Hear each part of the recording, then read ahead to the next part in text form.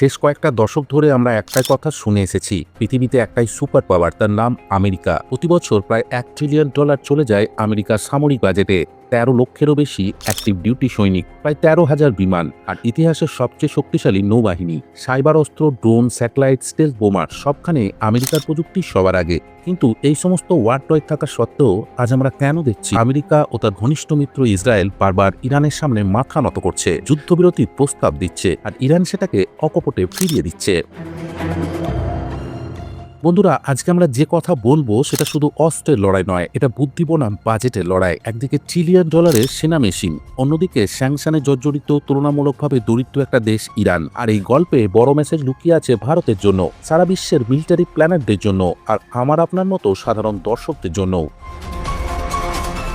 বন্ধুরা, যুদ্ধটা শুরু হয়েছে 28শে ফেব্রুয়ারি থেকে। মধ্যপ্রাচ্যে বহুদিন ধরে জমে থাকা আগুন হঠাৎ করে দাউ দাউ করে জ্বলে ওঠার মতন। আমেরিকা ও ইসরায়েল মিলে ইরানের উপর বড় ধরনের এয়ার স্ট্রাইক চালালো, ইরানের নিউক্লিয়ার প্রোগ্রাম আর মিসাইল ইনফ্রাস্ট্রাকচারকে লক্ষ্য করে। পরিকল্পনা ছিল খুবই সোজা, একতরফা এয়ার সুপিরিয়রিটি দেখিয়ে ইরানের এয়ার ডিফেন্সকে ভেঙে দাও, তাদের কমান্ড অ্যান্ড কন্ট্রোলকে অন্ধ করে দাও। অন্যদিকে আমেরিকা ভেবেছিল পার্সিয়ান গালফে তাদের ক্যারিয়ার স্ট্রাইক গ্রুপ, থার্ড ও প্যাক্টেড মিসাইল ডিফেন্স সিস্টেম, বিশাল র্যাডার সিস্টেম সব মিলিয়ে ইরানকে সহজেই ডিটার করে রাখা যাবে। কিন্তু বাস্তব ছবি একেবারেই উল্টো। কয়েক সপ্তাহের মধ্যেই ইরান দেখিয়ে দিল ছোট বাজেটের ছোট দেশও সঠিক প্ল্যানিং, ডিসিপ্লিন আর অপ্রত্যাশিত ট্যাকটিক্স দিয়ে সুপার পাওয়ারকেও বন্ধুরা নাকানি চুবানি খাওয়াতে পারে।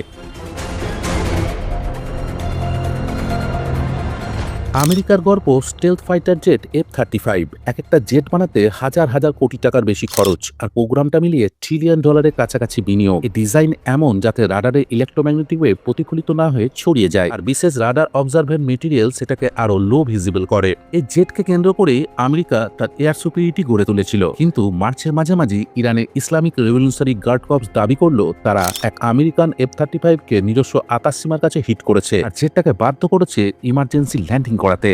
আমেরিকা আনুষ্ঠানিকভাবে বলছে জেটটি ল্যান্ড করেছে, পাইলট বেঁচে আছে, কিন্তু কতটা ড্যামেজ, কত বড় ফিয়াস্কো, তার কোনো ছবি প্রমাণ এখনো সামনে আনা হয়নি। এটা এই যুদ্ধের একটা সিম্বলিক মুহূর্ত। অদৃশ্য জেটকে দৃশ্যমান করে ফেলেছে এক তথাকথিত আউটডেটেড এয়ার ডিফেন্স। এখন প্রশ্ন, ইরান কিভাবে এটাকে করলো? আমরা জানি স্টেলথ ডিজাইন মূলত ক্লাসিক রাডারকে ফাঁকি দিয়ে বানানো, কিন্তু শুধুই রাডার দিয়ে কি আকাশযুদ্ধ চলে? ইরান বহুদিন ধরেই electro optical infrared sensor network গড়ে তুলছে, যেটা টার্গেটের তাপমাত্রার সিগনেচার ট্র্যাক করে। ভারী টার্বোফ্যান ইঞ্জিন যতই কুল করার চেষ্টা করো, হাই পাওয়ার জেটে হিট সিগনেচার থাকবেই, আর ইউআইআর সেটাকে ধরে ফেলবে। এরপর আছে মিসাইল। বেশ কয়েকটি রিপোর্ট বলছে ইরান হয়তো পুরনো রুশে বানানো ইনফ্রারেড সিকার মিসাইল যেমন R-27 সিরিজ কাস্টমাইজ করেছে। আবার কেউ কেউ বলছে তারা 358 সিস্টেম বা অনুরূপ লয়টারিং আর্মামেন্ট ব্যবহার করছে। এগুলোর গাইডেন্স অনেকটা হিট সিগনেচার নির্ভর, আর একবার লকন হয়ে গেলে 4-5 ম্যাক গতির অস্ত্র থেকে বের হওয়া প্রায় অসম্ভব। অর্থাৎ যে F-35 ক্লাসিক রাডারের চোখকে ধোকা দেওয়ার জন্য বানানো, সেটাকে আঘাত করা হয়েছে রাডারের বাইরের সেন্সর দিয়ে। এটা একটা টেকনিক্যাল এবং সাইকোলজিক্যাল ব্রেক থ্রু।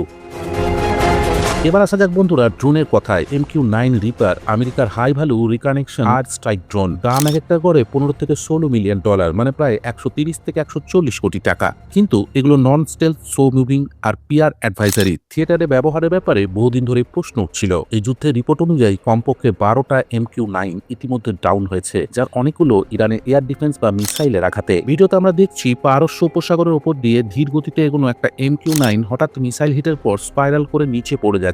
অন্যদিকে ইরান সস্তা মাস প্রডিউস সাইদ 136 ড্রোন আর ক্রুজ মিসাইলকে ব্যবহার করছে, যেগুলোর দাম অনেক কম কিন্তু সংখ্যা বেশি, আর জটলা করে আক্রমণ করলে আমেরিকার ব্যয়বহুল ডিফেন্স সিস্টেমগুলোকে ওভারলোডিং করে দিচ্ছে। ফলাফল, আমেরিকা হারাচ্ছে কোটি কোটি ডলারের ড্রোন, আর ইরান তার সস্তা প্ল্যাটফর্ম দিয়ে কস্ট এক্সচেঞ্জ রেশিওকেও বেশি করে দিচ্ছে।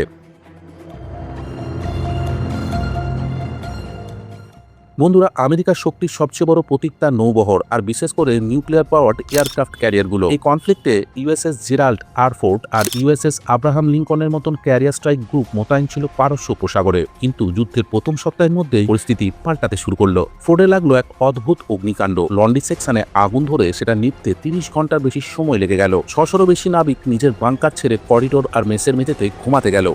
নৌবাহিনী বলছে এটা কমব্যাট রিলেটেড না, কিন্তু নিউ ইয়র্ক টাইমসও একাধিক রিপোর্ট এই ঘটনাকে ক্রু মোরাল আর অতিরিক্ত ডিপ্লয়মেন্ট প্রেসারের সঙ্গে যুক্ত করছে।